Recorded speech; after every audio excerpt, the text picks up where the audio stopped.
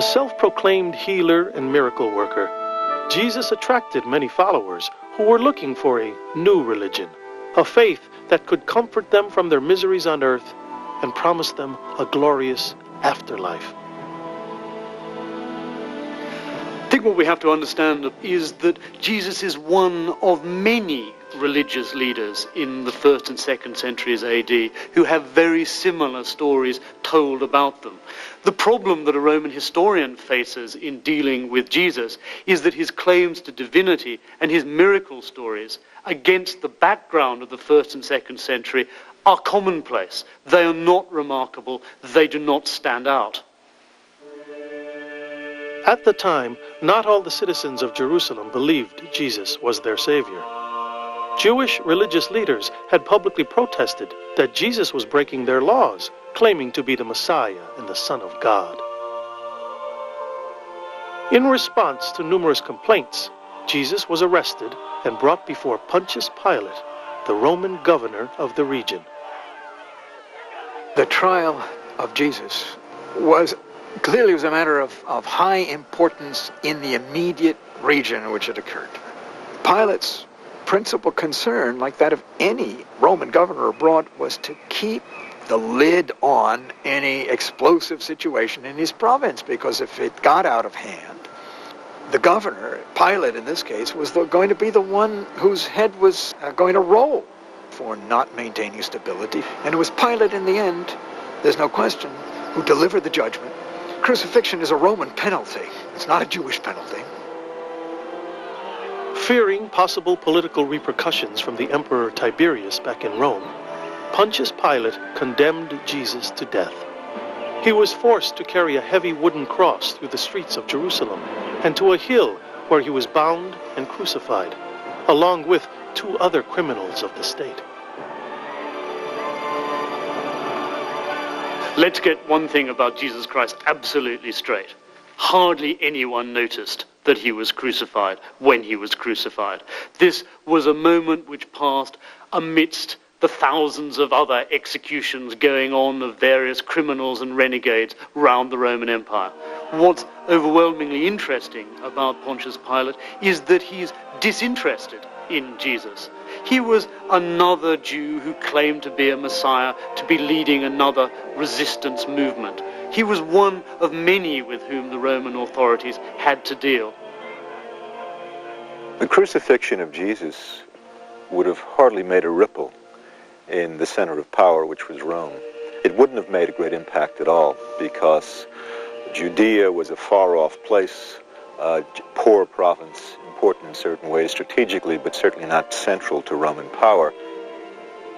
According to the Bible, the man named Jesus died in 33 AD at the age of 33. But almost 3 centuries would pass before his name Christos, meaning Savior, became the name of a new faith called Christianity, a religion that changed the course of Roman history and the world. Christianity became powerful over a long period of time. It begins as a type of Jewish religion or Jewish sect. It then expands out to non-Jews, and then Christianity begins to separate itself from Judaism and become a religion of its own. One of the earliest Christian missionaries was a Greek Jew named Paul, who never actually met Jesus. Decades after his crucifixion, Paul embarked on an aggressive mission across the Near Eastern Roman provinces and into Greece.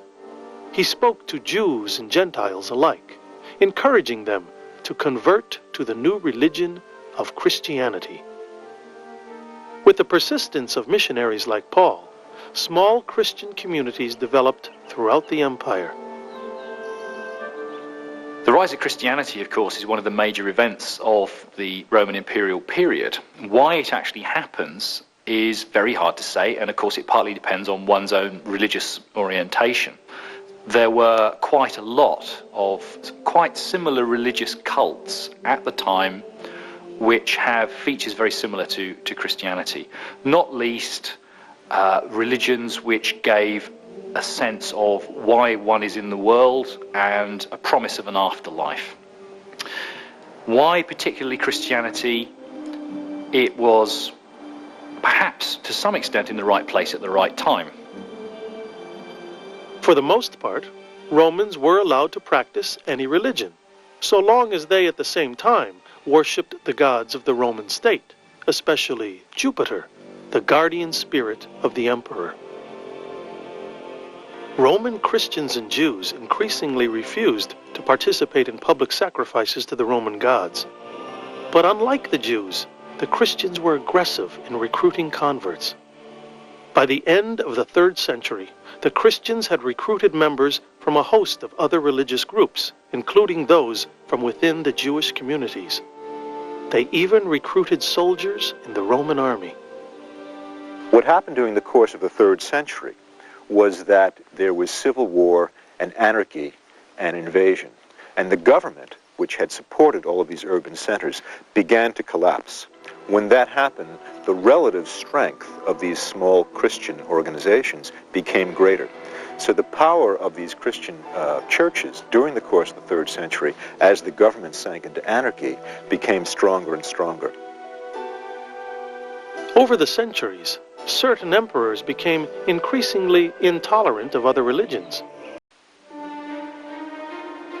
In 310 AD, 4 new emperors ascended to the imperial throne, but one would eventually seize total power.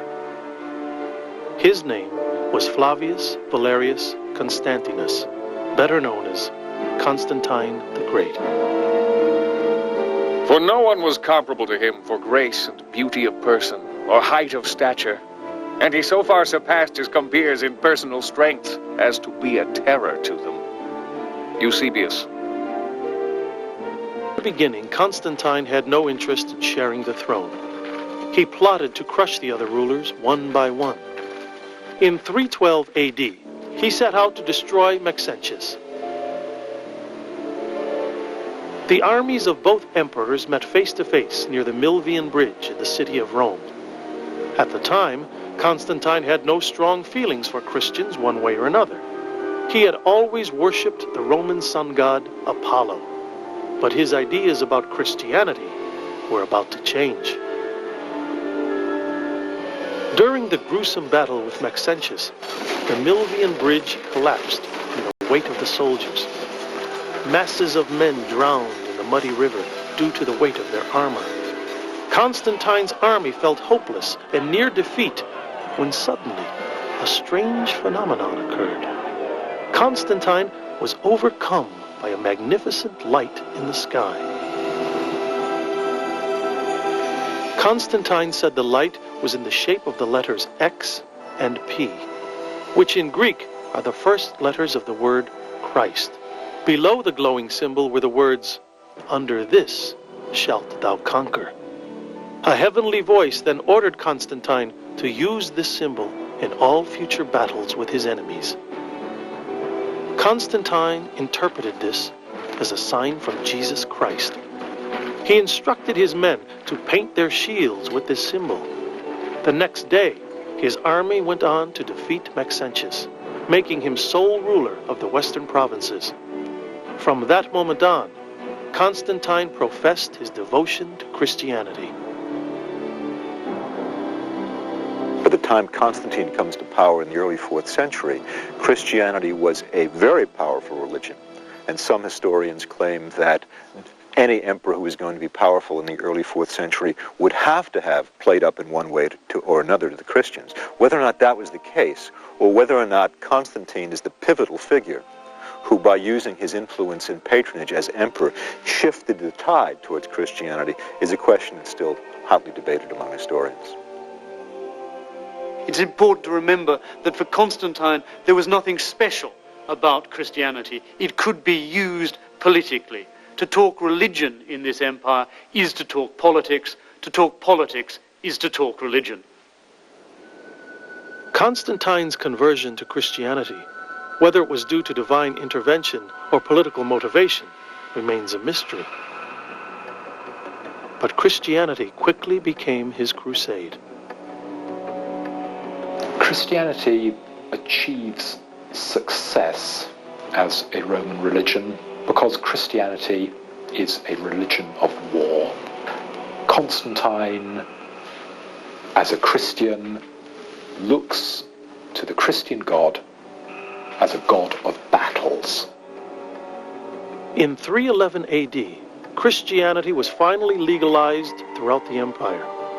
In 313 AD, Constantine issued the Edict of Milan, which gave Christians the right to worship the God that they wanted to worship. The 10-year persecution of Christians had finally ceased.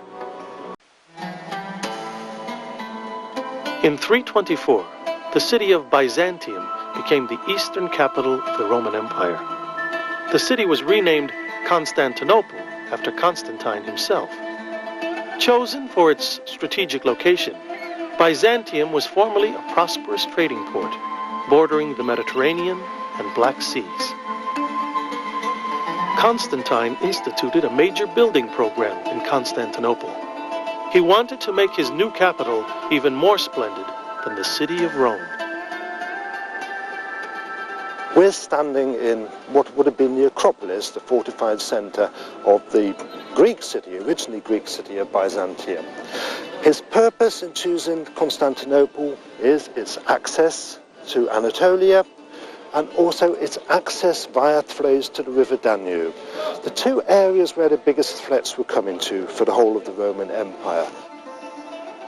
Before Constantinople, no one had ever heard of Byzantium. In founding Constantinople, Constantine is making an important statement. It's a new capital that makes the statement about power that Constantine wants to make. By 330 AD, Constantinople was a Christian city. Clergy, monks, and nuns roamed the congested streets. Churches dominated its skyline. Constantine continued to build up his constituency of Christians.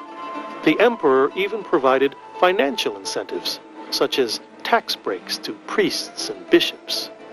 Christianity had become the empire's dominant religion because of its political support from the emperor. But Constantine's personal religious beliefs were full of contradictions. Constantine, of course, continued to worship the sun god even after his conversion to Christianity. That should not surprise us for a moment. Constantine's conversion to Christianity is not a confirmation class. He doesn't embrace Christianity like a modern, pious, church-going Christian. Constantine continues, as many Christians did with him, to worship the sun god Apollo. Like many Romans, Constantine had practiced Christianity, as well as the traditional Roman state religion, throughout his adult life. But in April of 337 AD, the emperor became gravely ill. He requested a bishop to formally baptize him. When Constantine died, his body was buried in a mausoleum in the Church of the 12 Apostles at Constantinople, where he claimed himself to be the 13th apostle. In death, Constantine had formally become a Christian.